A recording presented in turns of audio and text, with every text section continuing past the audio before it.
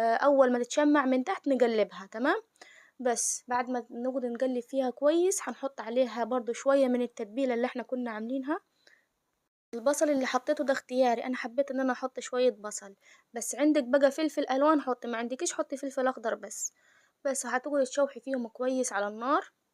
بس انا حسيت ان هي محتاجة توابل، حطيت لها شوية كزبرة وكمون وملح ومعلقة خل. واول ما استوت قدمتها سندوتشات وجنبيها بقى شوية طحينة. لو مش حابين تاكلوها في سندوتشات عادي ممكن تعملوا جنبيها شوية مكرونة وتاكلوها. المهم نبقى صراحة كده، هتعملوها سندوتشات هتعملوها بمكرونة هتاكلوها على كده هتلقوا طعمها خطير. بس انتوا جربوا نفس الطريقة اللي انا عملتها دي والله هتعجبكم جدا.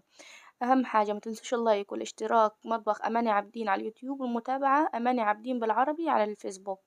ولو الفيديو عجبكم اكتبوا لي في التعليقات، وان شاء الله اشوفكم في وصفة جديدة، والسلام عليكم ورحمة الله وبركاته.